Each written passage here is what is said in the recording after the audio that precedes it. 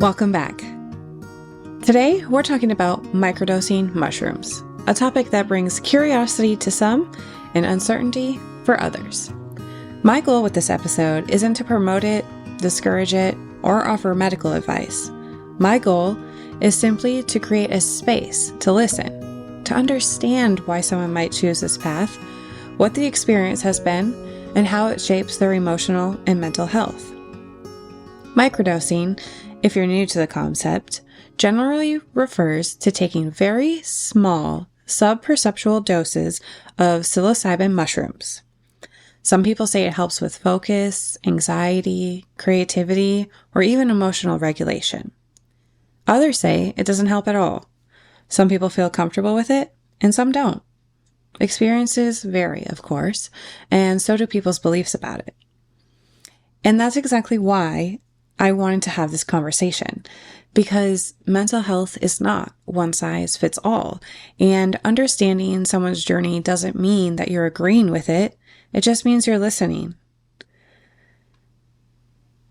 Today, we'll be hearing from Julie, who has personal experience with microdosing and is here to share what it's been like for her, the why, the how, and how the benefits, the challenges, and everything in between have affected her and what she's doing now. Again, this is not a recommendation. She is not providing any medical advice. This is simply her story that she is sharing openly, honestly, and without any shame. So without further ado, here we go. Hello. Hi. How are you? Doing well. How are you? Not too bad. Not too bad. All right. So I'm Allie. Thanks for coming today. Would you like to tell us a little bit about yourself and who you are? Hi, yes. My name is Julie Cyvonne. I am a certified coach and psychedelic facilitator. I mostly work with high-performing women who are looking to increase their capacity and create a life that finally feels as good as it looks. Because for so many women, they have gotten to where they are by really pushing on the gas and grinding out for their success. And my specialty is helping them maintain their success, not lose their edge, but also create systems and capacity to slow down and really enjoy what they built. Wow, that's great. How did you get into that? Yeah, well, I used to be a lawyer. So I made a sharp turn from the law. But ultimately, after practicing for 3 years, I was really unhappy. I was very unsatisfied. I was super anxious. And I felt like I had done all the things, right? Like I'd gone to therapy. I had tried pharmaceuticals. I pursued coaching and I got a coaching certification, and that was amazing. It was an immersive program where I did feel like I gained a lot of benefit and a lot of healing. I really enjoy coaching. To me, it's more forward focused and less about constantly like rehashing the past than therapy. But I still felt like, man, why isn't this like, it's almost like going to the gym and not seeing the results you want. It's like, why aren't I seeing those results? Because I know, like, I always like to say, is my side of the street clean? Like, have I done all that I could do? And I felt like my side of the street was clean. And so as I dug into research around psychedelics, it's like some brains are very rigid. Some brains have low neuroplasticity and low potentiality for neuromodulation. So change, right? So you can do all the things. You can be journaling, processing the feelings, going to therapy, all this stuff. And it's not quote unquote working because your brain is really rigid. It's not making those new changes. And what psychedelics do is increase that neuroplasticity, increase our brain's ability to shift and adapt and change and speak in new ways. And that's when I finally found relief and healed the root cause of my anxiety and depression. And I was like, wow, this is so amazing. I'm going to pursue facilitation so that I can help other people do this as well. So how long have you been doing that for now? Yeah, so I've been coaching for almost 6 years and in psychedelic facilitation for 4. Okay, awesome. And you personally tried it, you said? Yeah, so when I first got started in this work, I was focusing just on microdosing, right? And I use psilocybin. So psilocybin is the active compound inside magic mushrooms. Psilocybin are their own like class of mushrooms. So that's where originally I started my own personal use, and that's where I started facilitating. Then I was doing larger journeys, and then I started facilitating larger experiences at my retreats. And then now I do use LSD as well, microdosing and journeys with like my highest level one-to-one clients, and sometimes on retreats. Okay. And how does that look like Like, how would that kind of routine go? Like, if I were your client and I was interested, how would that kind of look for me? That's a great question. Okay, let's like, is it okay if we kind of flesh this out and like role play a little bit? Sure. Okay, cool. So you're my client and you come to me and let's make up like an intention because that's the very first part of like, what's your intention with this? Is it to like decrease anxiety? Is it to increase creativity, improve focus? Like just make up whatever feels good. Well, I have anxiety, so I would like to get rid of my anxiety. Okay, awesome. So we would talk about different protocols. So the protocol is a schedule you follow. It's really important to follow a schedule when it comes to microdosing. This is not just like like they say at the gym, it's most effective if you were to follow a schedule. So just off the top of my head, one of the best ones for anxiety is 2 days on, 1 day off, and to do that for 30 to 60 days. So I'd be like, okay, this is actually called the Microdosing Institute protocol, and it was designed based on research specifically for people with anxiety. So beautiful. We're going to follow that one. And then we're going to talk about dosage, right? So I'm a very slow and low type of person, meaning I want microdosing to remain truly subperceptual. Dr. James Fadiman is the doctor of is the father of microdosing. He coined the term. But as we know, microdosing isn't just about psychedelics. You could also microdose cannabis. We hear about microdosing GLP-1. So it's just taking a percentage of a full dose. So 100 milligrams is about a 20th of like the minimum full dose for mushrooms, right? So I like to start people off at 100. We would start you off at 100. And not only would you be following a schedule, but you would be doing certain things each day you're microdosing in order to maximize the neuroplasticity. I like to say if you are not microdosing and pairing it with an integration tool, that's like taking steroids but not going to the gym. I know, a weird example, but at the end of the day, like those big buff dudes, they're not huge because they just injected themselves. They still had to work out. Same thing for microdosing. We're still going to the like mental gym. So we're pairing with integration tools. And then we're talking throughout the process. Like, do you like the schedule? Does it work with your life?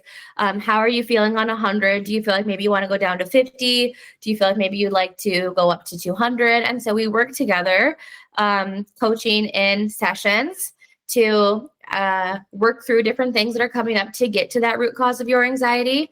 And then we're also in between sessions, I'm sending you integration texts. So these are real things that you're using to embody the magic of microdosing. Because I always say my goal isn't for you to microdose for the rest of your life. My goal is for you to microdose a few rounds, get to a place that feels really good. And then your on days, like the goodness you feel on your on day is the goodness that you feel even on your off days, even, several months having not microdosed. Okay. Is it something I do by myself at home, or do I have to go somewhere specific? Nope. So this is not like, I know a lot of times you hear about ketamine, right? Ketamine assisted therapy. And then definitely like you go into, I've actually never done it, but you go into like a clinic setting, right? And there's someone there and they administer it. The microdosing is not like that at all for psilocybin. So a true microdose is subperceptual, meaning you don't feel it. You can go pick up your kids at soccer practice. You can go to work. Like I work with nurses, ER docs, Wall Street traders, and they microdose before work. And it truly is something that enhances like focus, clarity, presence, and attention, but does not impair them in any way. So nope, you can do it at home. But so I just started a group. I haven't run this program in a long time, and it was fun. We started it today. And so I was like, okay, everyone, let's all like plan to take our first microdose at the same time, because then you'll see like it's totally fine. And so I've had nurses in there who are like, oh yeah, this is okay. Like I can definitely go to work, etc. Okay, awesome. So how do you think there's sort of a stigma around this? Oh my God. Yeah. If someone were interested in this, how do you think I don't know what I'm trying to say.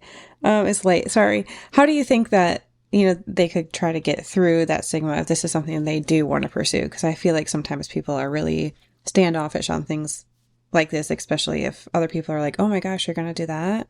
And I totally understand, because there's a lot of misinformation. There's a lot of propaganda. There's a lot of, just like negative feedback and chatter and in popular like conversation and like in the zeitgeist. And so one thing I would say is If you want to find me on Instagram, DM me the word journey. My Instagram name is JuliCyvonne. It'll send you a quick quiz. It's like 11 questions. It'll take you 2 minutes, and you can just quickly find out whether or not microdosing is even a good fit for you. Like, let's just start there. Let's not waste your time if it's not, because there are some people who it truly is not a good fit for. And the quiz very clearly tells you this is a great fit, this is not for you, or like let's have a conversation and answer a few more questions. Because obviously the quiz can't perfectly put everyone into the pile, but there are some people where it's just a firm no. And from there, like, I would say I'll just kind of talk about a few of the biggest misconceptions, but then if someone ever has like a specific thing that they're like an idea in their head that's saying like, this is why I wouldn't do it, like, please feel free to DM me. I'm always open to having a conversation. But I think the biggest one is one we've already talked about, which is like, I'm going to be impaired. No, you won't. A true microdose, you absolutely will not be impaired. You'll be able to go live your daily normal life. Everything will be fine. Another big one that was put out there by the government and DARE, it's like, you're scramble your brains. That I don't even know what that means. No, you will not. Like, unless you have a lobotomy or something, like, what is scrambling your brains? Maybe what they're referring to is you have an increase of neuroplasticity, but you want an increase of neuroplasticity. The reason so many people suffer from anxiety, depression, OCD, addiction, PTSD is because they have low neuroplasticity. So you actually want more activity up there in order to feel relief from those mental health issues. And do you have anyone that's like coming up to mind, like something you've heard? Maybe I could like debunk it. Yeah, so people say that they will have a bad trip or they'll like get stuck or. Oh my gosh, yes. Okay, perfect. Well, so first of all, on microdosing, you're not going to trip. Like, you just don't trip. It's so small that you don't trip. But let's say you are curious about having a larger guided intentional experience, because that's what happens at my retreats. It's in a therapeutic setting. It is very, like I said, intentional. It's an inward journey. It's not like at a rave. But when we think about having a bad trip, which is a full-fledged journey, right? What the research shows us is that when we control for something called set and setting, we make the possibility of a bad trip almost negligible. Like, truly, it's like you have a 98% probability of something, like of not having a bad trip, of having a good trip. And set and setting refers to the mindset you're in when you enter the experience and the environment you're in. So that's why everything in my retreats, like, and I'm not like some little puppet master, but truly everything I say, it's very intentional and it's meant to create safety for you. I answer all of your questions. You can see you're in like a beautiful home that is very safe, that is private. You're with a very small group of other women who like you get to know before you ever experience the trip. So you feel like, I know these women, I like them. We're all here to do like the same good work. So I'm proud to say that I've hosted 9 retreats and multiple private journeys, and I have never had one person have a bad trip because I control for set and setting. Perfect. Thank you. I think that's one of the biggest things, of course, that you see. So you want to talk about more about your retreats? It sounds like they're private, and are they in specific locations or do they rotate, or how would people find you for that? Yeah, thank you. That's such a great question. I do love my retreats. They're probably my favorite thing I get to do in my business because there's just so much transformation that happens in person, right? Like, yes, I love my coaching clients and I get to see them online, but man, when you just have like a really solid weekend with someone and you're just, in that expansive energy, it's like the transformation is so potent. I absolutely adore it. So yeah, they rotate to like serve different populations and areas. I'm thinking about my next one. It's going to be in the South because I've never had one. I'm in the United States, so I've never had one down there.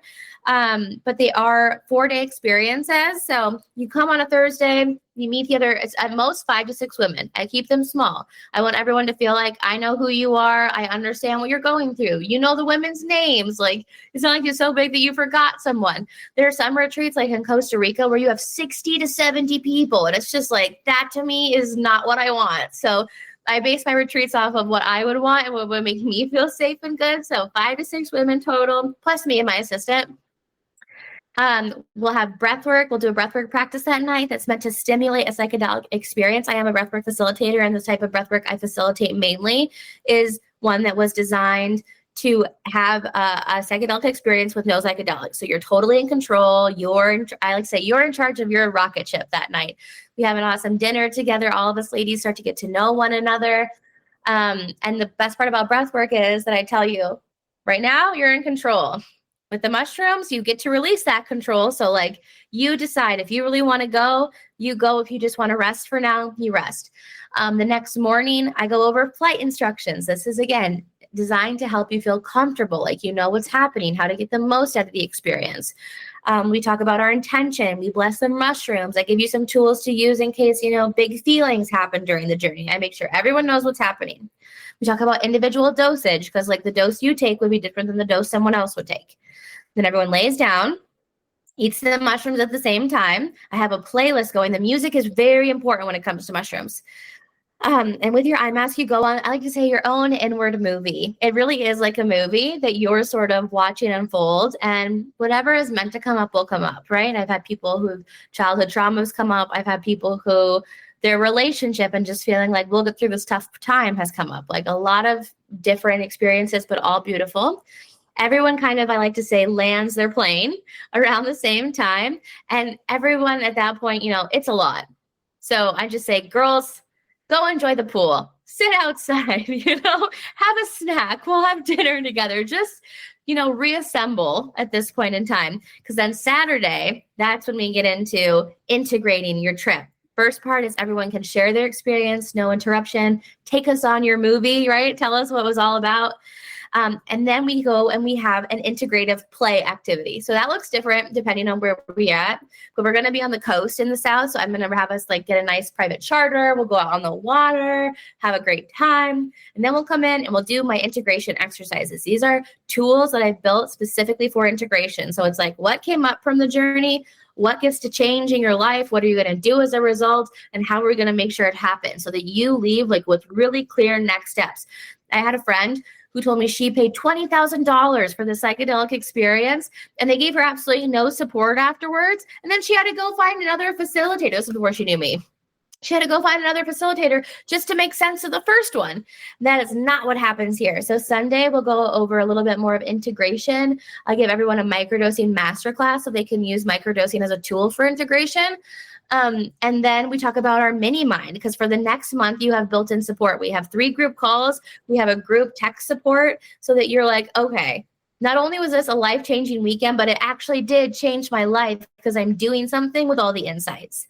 So that is how the retreat looks. And as you can tell, I'm very enthusiastic about them, but I'm obsessed with them. They're my favorite things I get to do.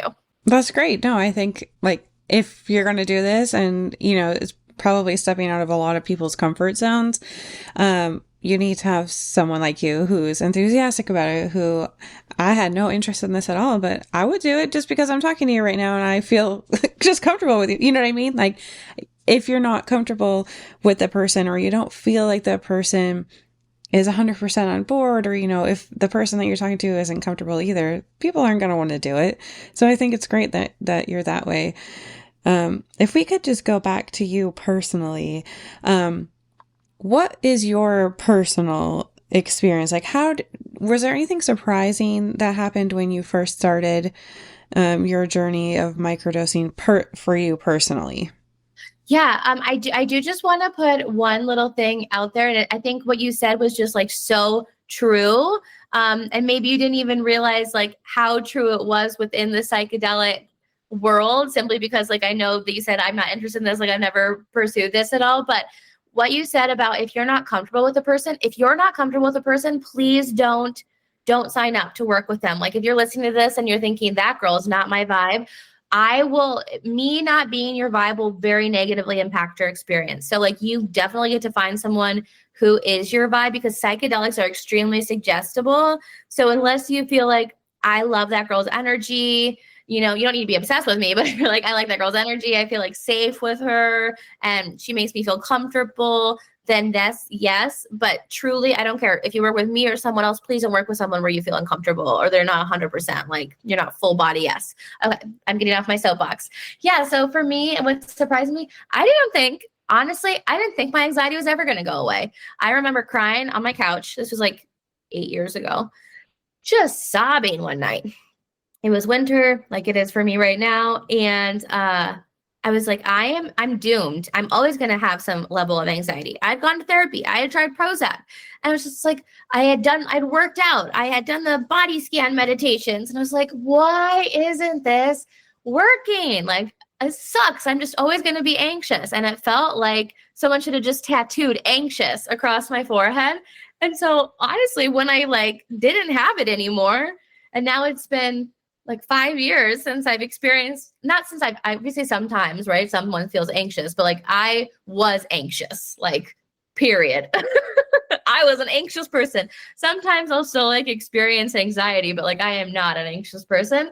That was so crazy to me. I was just like, this is wild. Life is beautiful. Right. And is this like, so going back to medicine, like pharmaceuticals, like we usually, they say it's not for life, but generally you're on it for a very long time, if not forever. Is this the same sort of thing, or is this like a short-term thing? Oh my God, what a load of bull crap, right? Like, not like, because also they put you on it and then they never have a plan to help you get off, right? And like, unless you start the conversation of, oh, I don't know if I want to be on anymore, they will prescribe it to you until you die. So I'm honestly not I'm not like big conspiracy anti-pharma, but I am like, it's very irresponsible. And so for us to demonize psychedelics when like these things are handed out like candy with no ever like thought about how to get people off. Also, it's just a Band-Aid, right? Like Prozac is not getting to the root cause of your anxiety, or insert, I was on Prozac, so that's what I'm saying. But insert like your own SSRI, SNRI, whatever. It's just masking the symptoms. It's not healing whatever is at the root. So I have this ladder analogy for psychedelics versus, we'll say SSRIs or SNRIs, right? So again, I was on Prozac. When you come off of a Prozac or a Wellbutrin or Lexapro, you can't just stop. It's very dangerous to stop cold turkey, right? I know for me, I didn't stop cold turkey, but I still had a major come down effect where, like let's say I was at a 2 before I started Prozac. I felt like I was at a 5 on Prozac, but then I was getting off of Prozac and I was like, can I go below 0? Like this sucks, right? And it takes a long time because essentially our brain stops producing serotonin when we're on an SSRI because we feel like, oh, we like, it's already getting in there somehow, right? So it's like our body's really adaptable. If we already have serotonin coming in because we're ingesting it, our body isn't going to keep producing it. And then we don't have it anymore. And our body's like, what? Come on. No serotonin up here. Okay. So when microdosing, it's more like climbing a ladder. So let's say you start microdosing and you're at a 2 and you climb the ladder. Maybe you do like a round of microdosing, right? And you get to like a 4. Okay, cool. Let's say you want to stop there for a second. That 4 will persist with integration for 6 months to a year, right? And that is a really long time for it to persist. It does not go down. Or let's say you're on a microdosing schedule, and we'll just go back to the made-up thing that you and I created, right? Where you were like, I'm going to do the Microdosing Institute protocol. Let's say you like skip a few days or you forget or who knows, right? No problem. There's no risk to you at all. And the way that I teach microdosing with my, like, especially in my one-to-one clients, right? We microdose for a few rounds until you get like pretty high on the staircase. Like you might get to an 8 and you're like, you know what? I'm an 8. I feel pretty good. And I'm like, awesome. See you later. Microdose once or twice a year, like on a protocol to maintain that 8. And then just like, let's call it good. And truthfully, I wouldn't need to microdose at all. I am microdosing right now because I'm running an experiment on my own podcast where I'm talking about my psychedelic use.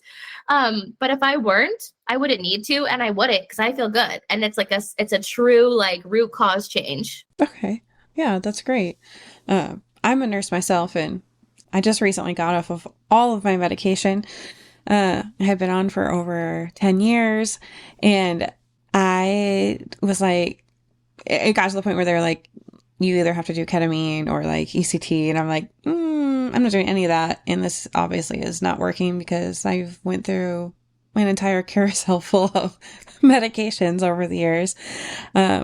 So I'm very much like, this season is all about mental health and diagnoses and other ways, right, that we can help with that. So I'm very grateful that you're sharing this with everybody, because I feel like as a nurse, of course, medication is there. We need it. I'm not saying that at all. But like you said, there's no plan to get you off of it, right? And finally I was like, yeah, I don't want to do this. She was like, oh, okay, sure. We'll get you off of it. And I was like, okay. And I just kind of like went my own way, and it's been 2 months and I'm hanging in there. So, you know, Congratulations. It is hard. yeah, it was difficult and it was scary because I was like, well, I've been on these for 10 years and they've been keeping me sane, I guess, as best as they could, or so I thought.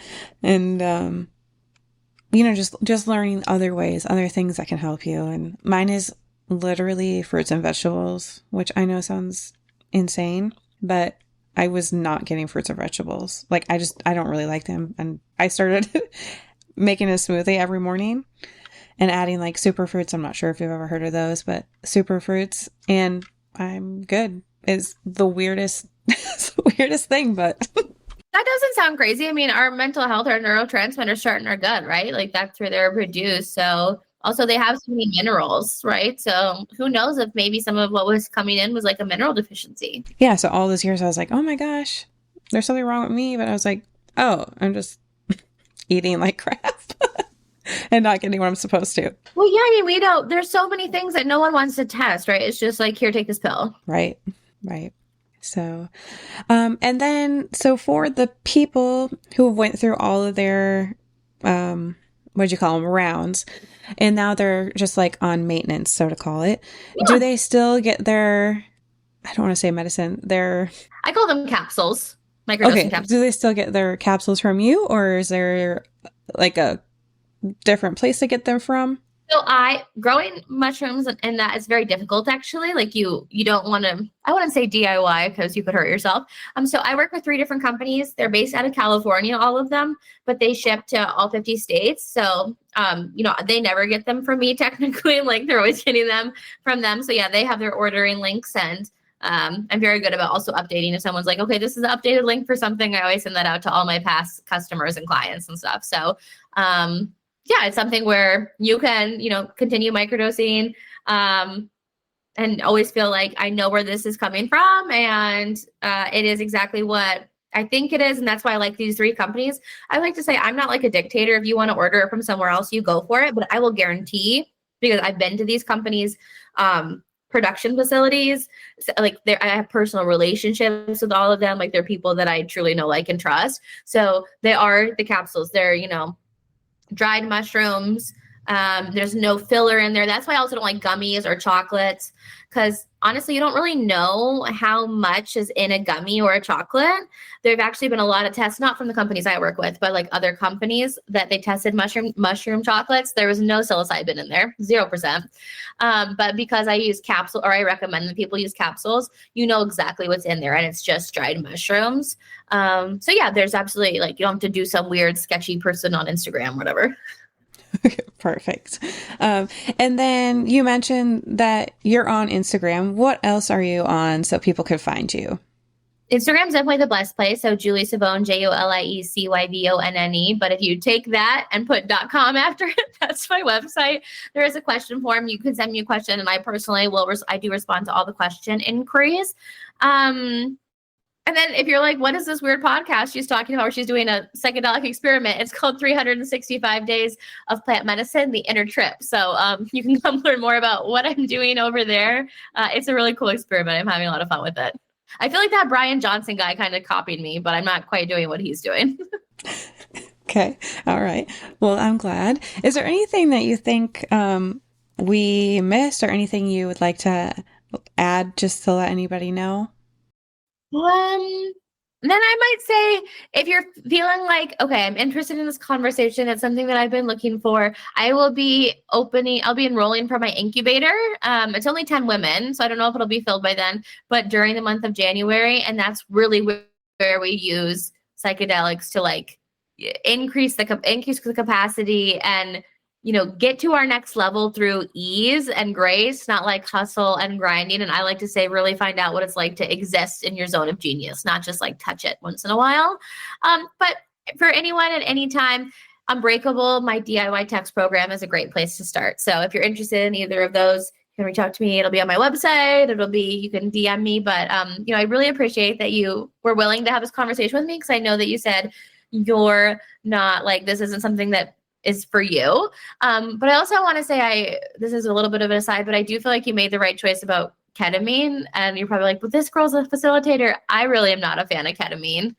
It's not natural, obviously, and I have some strong feelings that I'm happy to get into at another time about ketamine. So I think you made the right choice. Well, thank you. I appreciate it. I think I did too. And it was just one of those things. I was like, no, I'm good. I'll figure this out. So, all right. Seriously, thank you so much. I learned so much, and I think a lot of people are going to learn a lot. And honestly, just thanks for reaching out. And I'm glad this got to work out. Me too. I'm really happy. I really appreciate the conversation. Thank you. All right. Bye-bye. Bye. Thank you so much, Julie, for being open, honest, and willing to share a deeply personal journey. Conversations like these remind us that mental health is rarely linear and is never identical from person to person.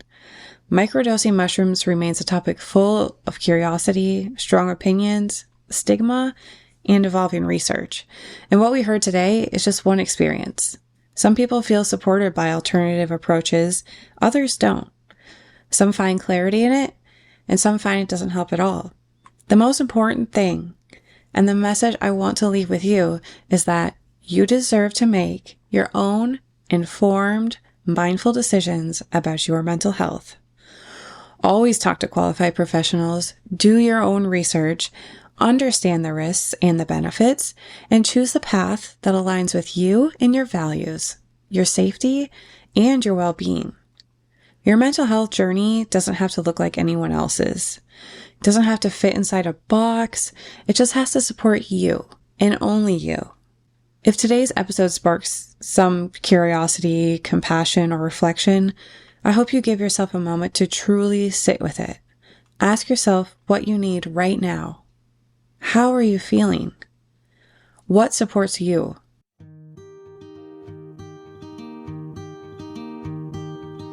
All right, that's it for today. Next week, we're jumping straight into depression.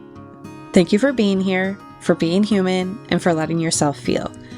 Just a reminder, this podcast is all heart, not healthcare. Please talk to a professional for medical advice. Follow us on Instagram, Facebook, YouTube, or Patreon. Share this with someone who needs it, or leave a review. And don't forget, the things you're feeling, you're not alone. I'll see you next time.